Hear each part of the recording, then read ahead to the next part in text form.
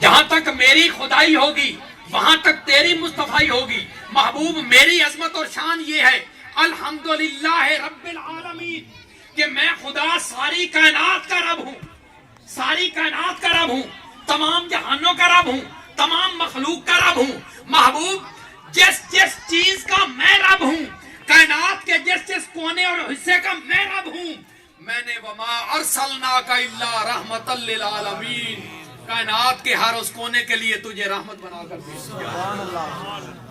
عزیزان گرامی, اگر اس لفظ پر غور کیا جائے تو کائنات کا کوئی حصہ ایسا نہیں, کائنات کی کوئی مخلوق ایسی نہیں, اور کائنات کا کوئی وقت ایسا نہیں کہ جس وقت کے لیے میرے مصطفیٰ رحمت نہ ہو. اور یہی بات میرے مصطفیٰ صلی اللہ علیہ وسلم کی سب سے پہلی مخلوق پر دلالت کرتی ہے. اور یہ یاد رکھیں کہ جس طریقے سے خدا تعالی خالق ہونے میں اول ہے, اسی طریقے سے مصطفیٰ مخلوق ہونے میں اول ہے. اور خدا تعالی ساری کائنات کا خالق ہے. جس طریقے سے کائنات کی کوئی چیز خدا تعالیٰ کی ربوبیت سے باہر نہیں ہے, کوئی مخلوق ایسی نہیں ہے جو یہ کہہ کہ مجھے خدا نے پیدا نہیں کیا. کیوں بھئی کوئی ہے؟ اللہ تعالیٰ تو اللہ خالق کل شیء, اللہ تعالیٰ ہر چیز کا خالق ہے کہ کوئی چیز ایسی نہیں ہے, چاہے وہ چھوٹی ہو, چاہے وہ بڑی ہو, چاہے وہ خشک ہو, چاہے وہ تر ہو, جو اللہ تعالیٰ کی ربوبیت سے باہر ہو. کوئی چیز ایسی نہیں جو خدا تعالیٰ کی ربوبیت سے باہر ہو. تو جو چیز خدا تعالیٰ کی ربوبیت میں آتی ہے, ماننا پڑے گا کہ ہر اس چیز کے لیے میرے مصطفیٰ رحمت ہیں. جس طرح کوئی مخلوق اللہ کی ربوبیت سے باہر نہیں, اسی طریقے سے کوئی مخلوق مصطفیٰ کی رحمت سے بھی باہر نہیں. اب اگر کوئی آدمی یہ کہ نبی تو بعد میں آیا ہے, آپ کو سمجھانے کے لیے بات کر رہا ہوں کہ اگر کوئی آدمی یہ کہے کہ نبی تو بعد میں آیا ہے, میں آپ سے پوچھتا ہوں جب اللہ تبارک و تعالیٰ نے نبی کو رحمت للعالمین بنا کے بھیجا ہے, عالمین عالم کی جمع ہے, عالم کہتے ہیں دنیا کو, اللہ تعالیٰ نے وہی لفظ اپنے نبی کے لیے بھی استعمال کیا ہے جو اپنے لیے استعمال کیا ہے. الحمدللہ رب سارے بولو رب العالمین. عالمین عالم کی جمع یعنی تمام جہان. عالمین کا کیا معنی ہے؟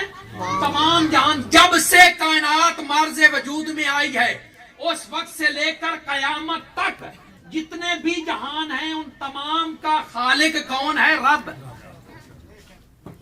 جب اس کے نبی کی باری ہے فرمایا وما ارسلناک الا رحمۃ للعالمین.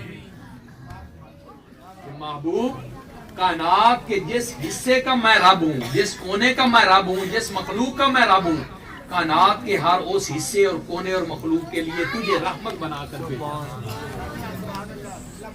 اب کوئی آدمی یہ کہے کہ نبی تو بعد میں آیا ہے. بھائی نبی بعد میں آیا ہے, نبی کی رحمت تو پہلے کی ہے. اور یہ یاد رکھیں کہ بظاہر نبی بعد میں آیا ہے, حقیقت میں یہ نبی سب سے پہلے ہے. اور میرے مصطفیٰ نے کیا فرمایا؟ اول ما خلق اللہ نوری وکل خلائق من نوری. اللہ تعالیٰ نے ساری کائنات سے پہلے میرے نور کو پیدا کیا اور پھر میرے نور سے ساری کائنات کو پیدا کیا.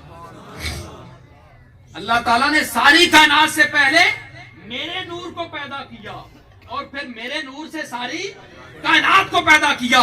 علامہ صاحب بیٹھے ہوئے ہیں, 3 اولیت کی 3 حدیثیں حدیث میں آتی ہیں. میرے مصطفیٰ نے فرمایا اول ما خلق اللہ نوری, اللہ تعالیٰ نے ساری کائنات سے پہلے میرے نور کو پیدا کیا. اللہ تعالیٰ نے ساری کائنات سے پہلے میرے نور کو پیدا کیا.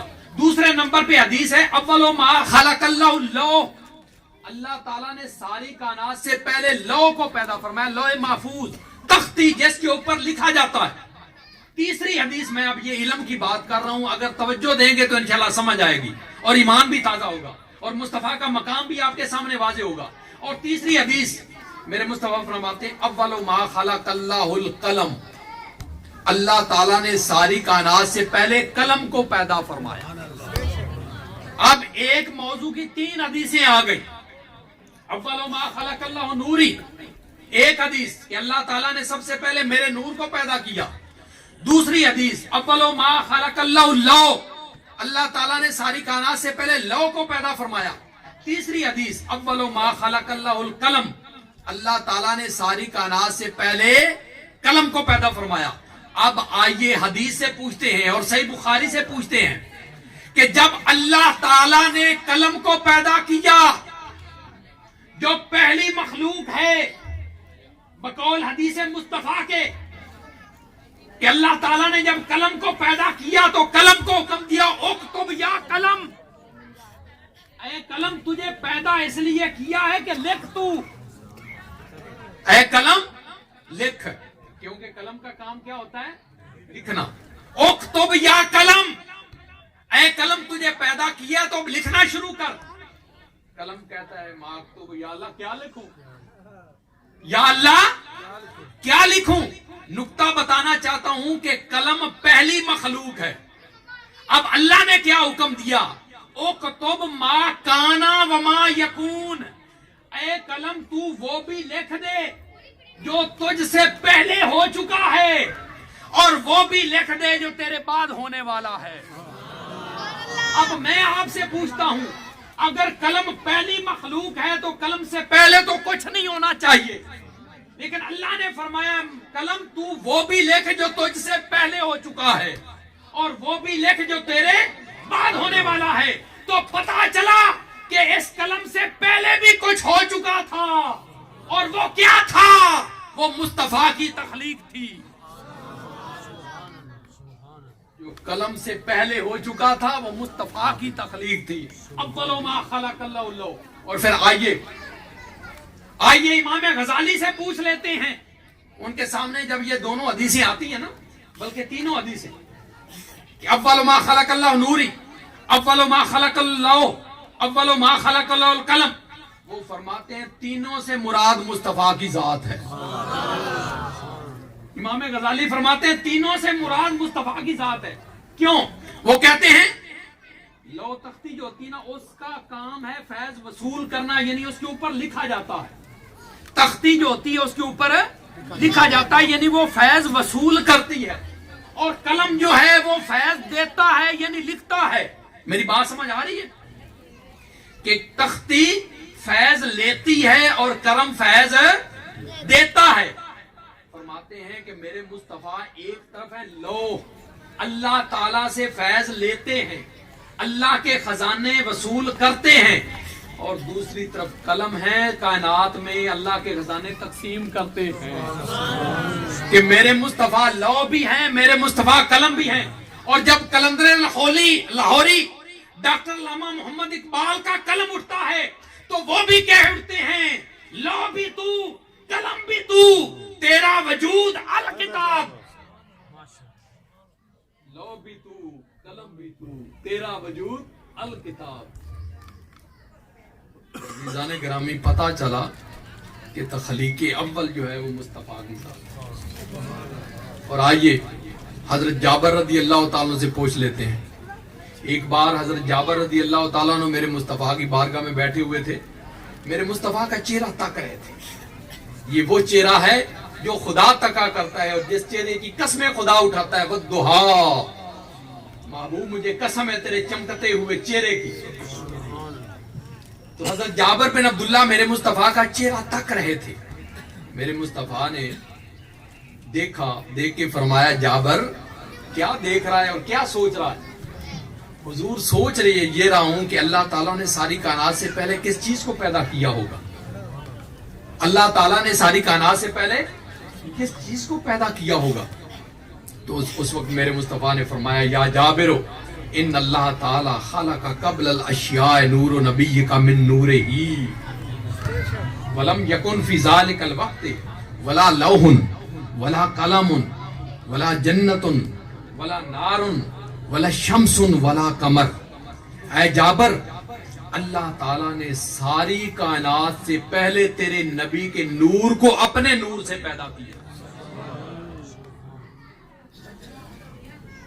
उस वक्त ना ये जमीन थी, ना आसमान था, या जन्नत थी, ना रिजवान था, نہ بلندی تھی نہ پستی تھی، نہ عشق تھا نہ مستی تھی، نہ آدم تھا نہ ہستی تھی، نہ آدم تھا نہ آدمیت تھی، نہ لو تھا نہ لوہیت تھی، نہ کیف تھے نہ کیفیت تھی، نہ حدود تھے نہ قیود تھے، نہ وجود تھے، نہ رندوں کے آفتاب تھے، نہ زودوں کی فریاد تھی، نہ گنگا کی موجیں تھی، نہ جمنا کی لہریں تھی، نہ کوئی نوری تھا نہ کوئی ناری تھا، نہ کوئی خاکی تھا نہ کوئی آبی تھا، نہ کوئی لولاکی تھا نہ کوئی افلاکی تھا، یا بنانے والے خدا کی ہستی تھی یا بننے والے محمد مصطفیٰ کی ہستی تھی۔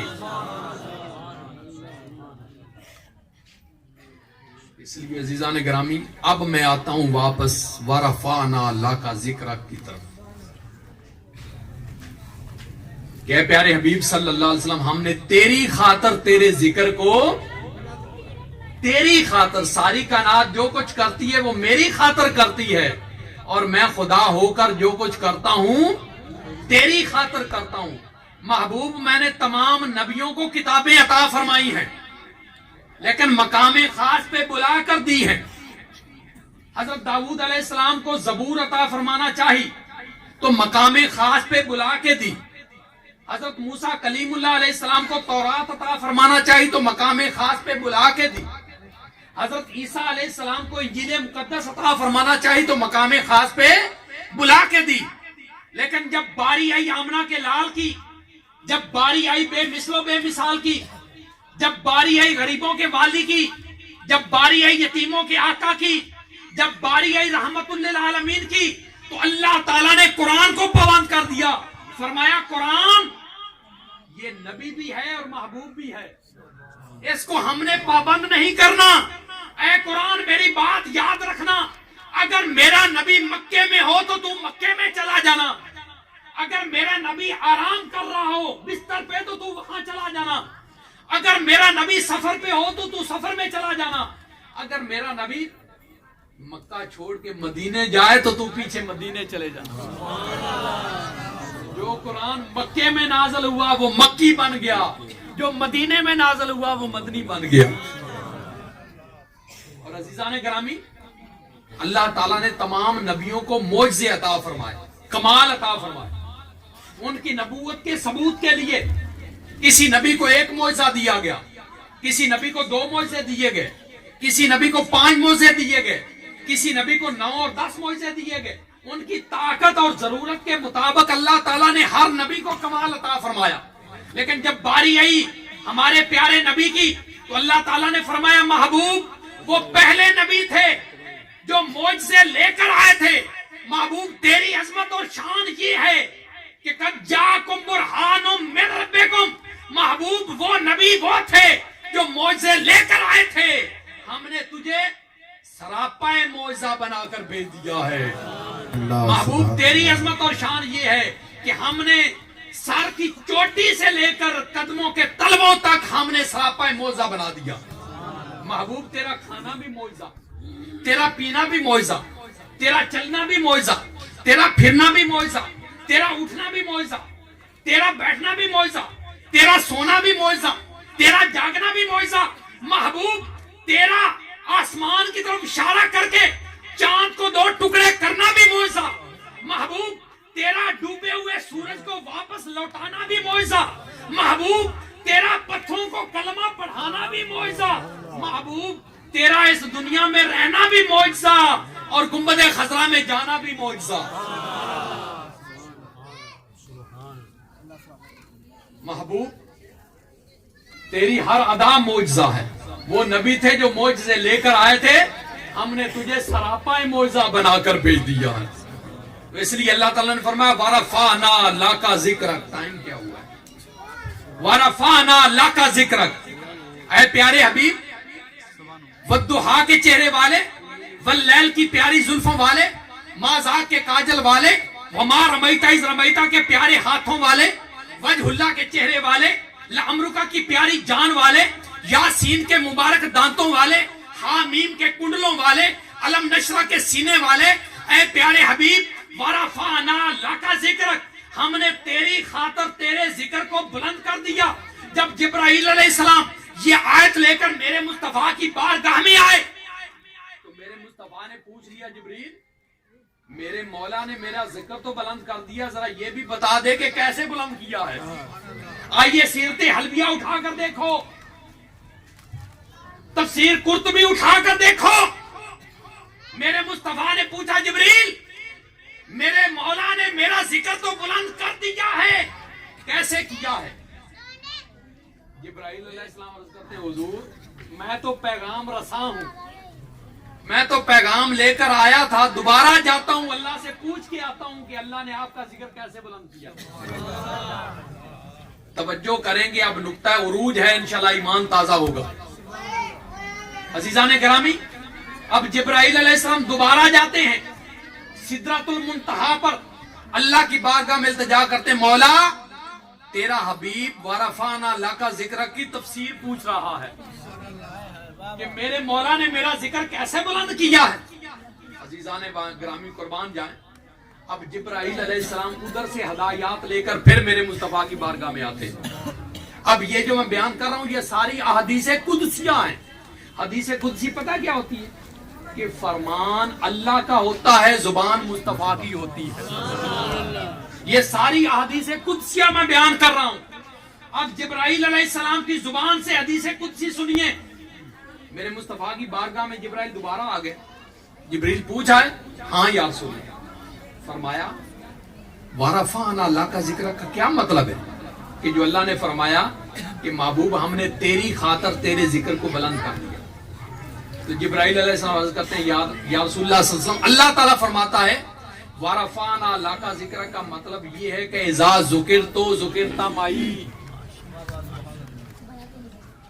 ورفعنا لک ذکر کا مطلب کیا ہے؟ اذا ذکرت ذکرت، محبوب جہاں میرا ذکر ہوگا وہاں تیرا بھی ذکر ہوگا، جب میرا ذکر ہوگا اس وقت تیرا بھی ذکر ہوگا، جس محفل میں میرا ذکر ہوگا اس محفل میں تیرا بھی ذکر ہوگا، جس مقام پر میرا ذکر ہوگا اس مقام پر تیرا بھی ذکر ہوگا۔ اگر عالم تقریر کر رہا ہے تو عالم کی تقریر میں جہاں میرا ذکر ہوگا وہاں تیرا بھی ذکر ہوگا، مقرر کی تقریر میں جہاں میرا ذکر ہوگا وہاں تیرا بھی ذکر ہوگا، مؤذن کی اذان میں جہاں میرا ذکر ہوگا وہاں تیرا بھی ذکر ہوگا، نماز میں جہاں میرا ذکر ہوگا وہاں تیرا بھی ذکر ہوگا۔ محبوب خطیب کے خطبے میں جہاں میرا ذکر ہوگا وہاں تیرا ذکر ہوگا۔ محبوب میرا وعدہ ہے جہاں میرا ذکر ہوگا وہاں تیرا بھی ذکر ہوگا۔ اذا ذکرت ذکرت معی، محبوب جہاں میرا ذکر ہوگا وہاں تیرا ذکر ہوگا۔ کوئی محفل ایسی نہیں ہوگی کہ جہاں میرا ذکر ہو اور تیرا ذکر نہ ہو، خدا کا ذکر کرے اور ذکر مصطفیٰ نہ کرے، میرے منہ میں ہو ایسی زبان خدا نہ کرے۔ اب دوسری تفسیر سنیے، جبرائیل علیہ السلام عرض کرتے ہیں حضور اللہ تعالیٰ نے یہ بھی فرمایا ہے، اللہ تعالیٰ نے یہ بھی فرمایا ہے لا اذکر حتی تذکر، علامہ صاحب لا اذکر حتی تذکر، اے میرا ذکر کرنے والوں، اے میری توحید کا پرچار کرنے والوں، اے میری توحید کے ڈنکے بجانے والوں، اے نعرہ تکبیر بلند کرنے والوں، کوئی میرا ذکر نہ کرے، لا اذکر، کوئی میرا ذکر نہ کرے حتی تذکر، جب تک کہ میرے ذکر کے ساتھ میرے محبوب کا ذکر نہ کرے۔ سبحان اللہ۔ اب لوگ کہتے ہیں یہ نعرہ رسالت کیوں لگاتے ہو؟ مسجد میں یا اللہ کے ساتھ یا رسول اللہ لکھنے لگے، لوگ کہتے ہیں یہ کیوں لکھا ہے؟ میں آپ سے پوچھتا ہوں، اللہ کا حکم ہے لا اذکر، کوئی آدمی میرا ذکر نہ کرے جب تک کہ میرے ذکر کے ساتھ میرے محبوب کا ذکر نہ کرے۔ اے نعرہ تکبیر بلند کرنے والوں، میں تمہارا نعرہ تکبیر اس وقت قبول کروں گا جب نعرہ تکبیر کے ساتھ نعرہ رسالت لگاؤ گے۔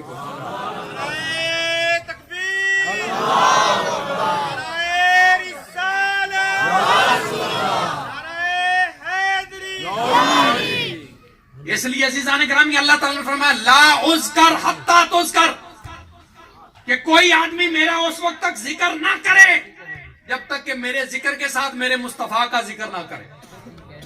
اور اللہ تبارک و تعالیٰ کی محبت کی انتہا، اگلی حدیث سنیے، تیسری تفسیر جبرائیل علیہ السلام کیا کہتے ہیں؟ جبرائیل علیہ السلام کہتے ہیں جعلتو ذکرہ کا ذکری، علامہ صاحب معذرت کے ساتھ، اللہ تبارک و تعالیٰ نے فرمایا جعلتو ذکرہ کا ذکری، اے محبوب اب یہ میری محبت کی انتہا ہے، جعلتو ذکرہ کا ذکری کہ میں نے تیرے ذکر کو ہی اپنا ذکر بنا دیا۔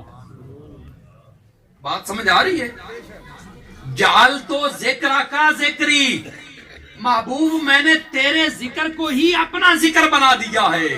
ومن ذاکرہ کا ذاکرانی، جو آدمی تیرا ذکر کرتا ہے وہ حقیقت میں میرا ہی ذکر کرتا ہے۔ دوسرے لفظوں میں اگر کوئی ساری رات